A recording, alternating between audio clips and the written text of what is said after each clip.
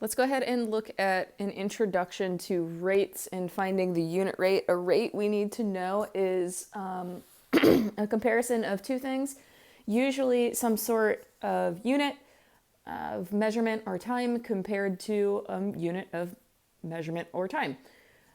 Now, for instance, if we were looking at miles per hour, we would be talking about the number of miles that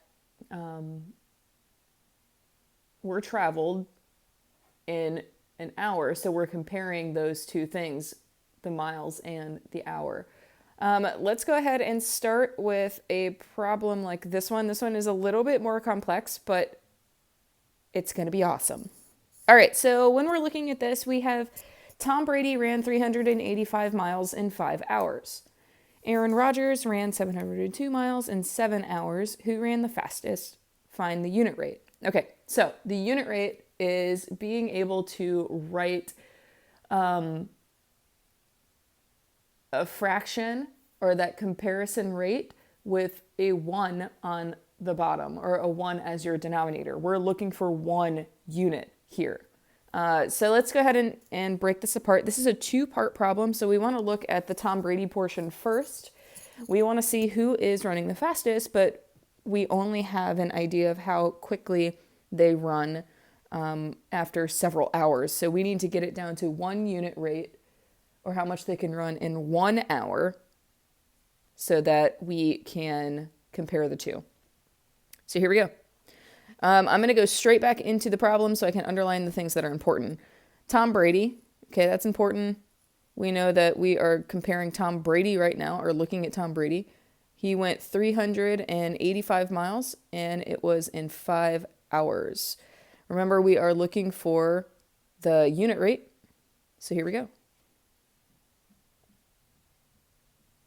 I'm going to put TB for Tom Brady. And I know that he went 385 miles. And he did that in 5 hours. All right. Remember, the goal is to figure out how he ran in how far he ran in 1 hour, because we want that unit rate. We want 1 on the bottom. So we actually need to divide. We are going to divide 385 by 5, and that is 77.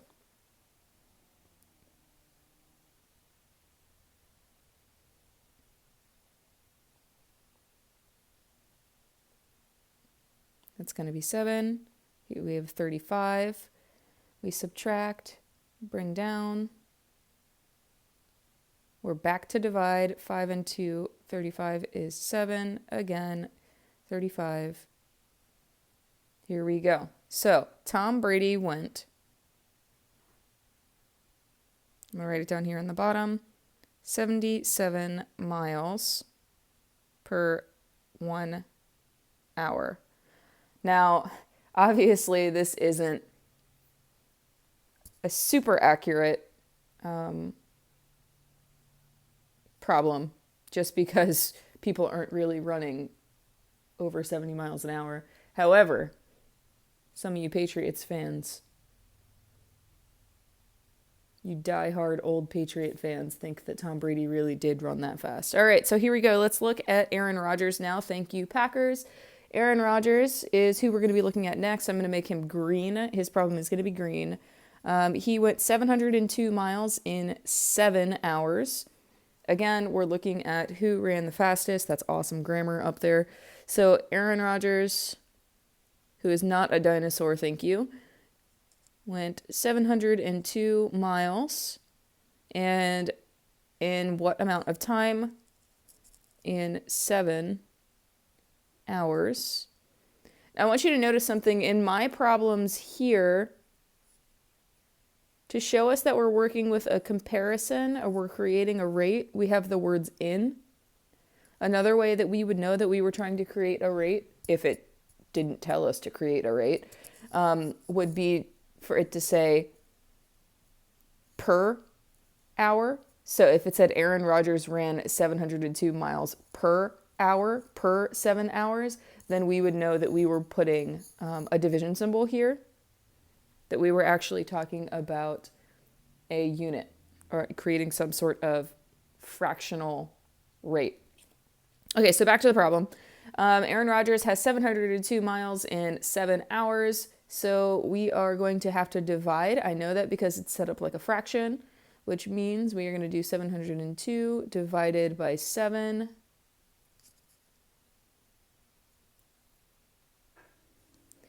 And that is going to be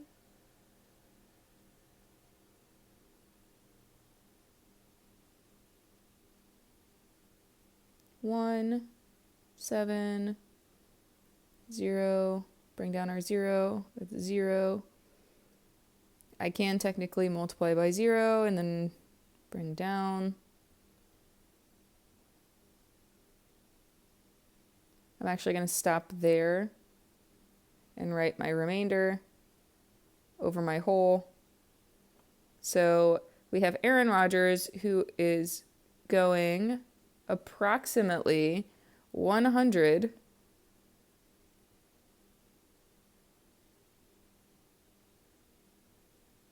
and 2/7 of a mile in 1 hour. All right, so who here is the fastest? We know that 102 is going to be larger than 77, so Aaron Rodgers here is the fastest. All right, let's look at another one. Say, for instance, I have my truck.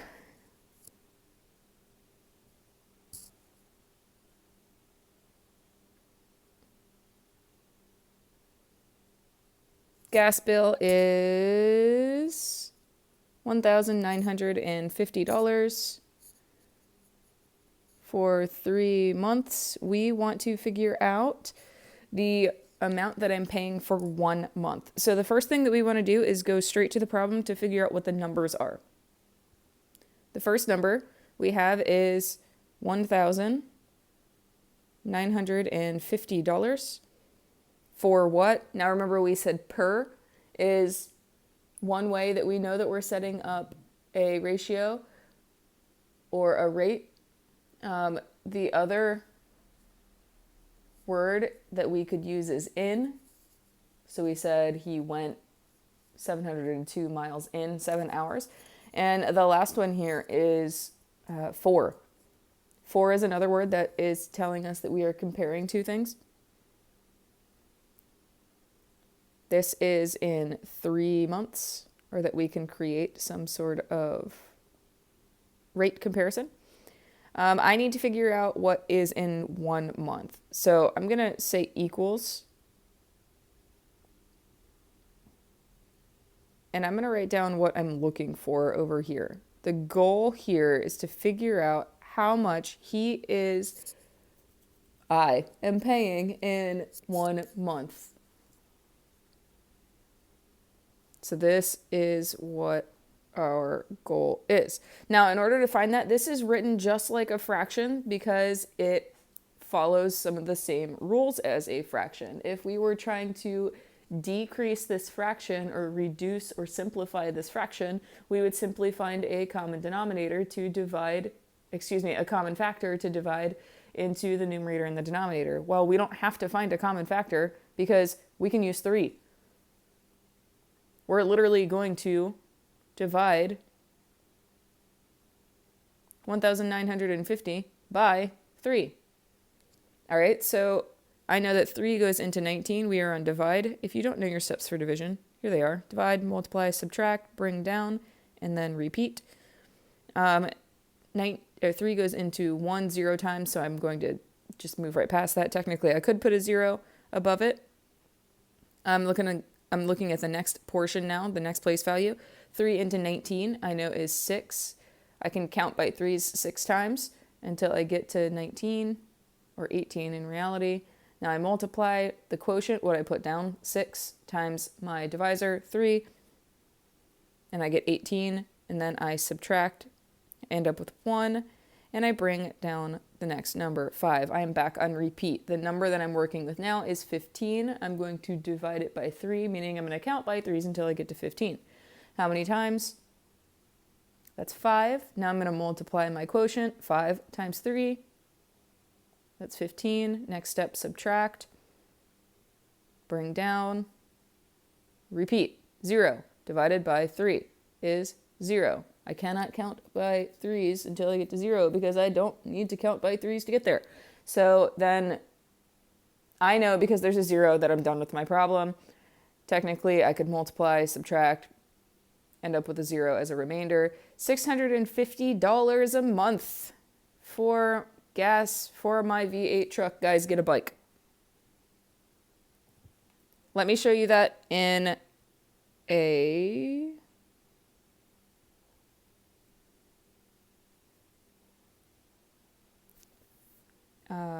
bar model really quickly. So we are looking at this.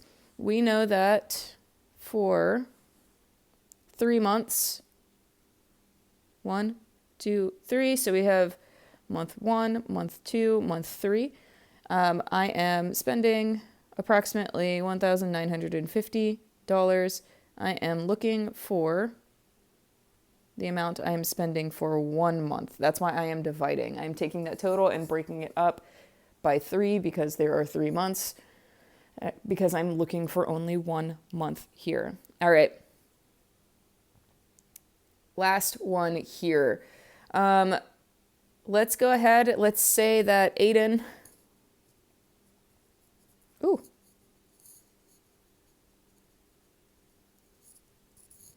Aiden earns $84 for playing video games on Twitch for 3 hours. We want to, A, find the hourly rate.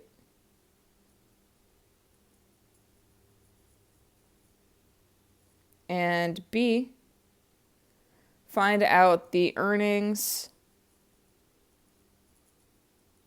for 6 hours. All right, here we go. So let's figure out A first, the hourly rate. Remember, you are looking for a unit rate when it's asking you for something like hourly rate, when it's asking you to figure out how much for 1 hour that comparison is.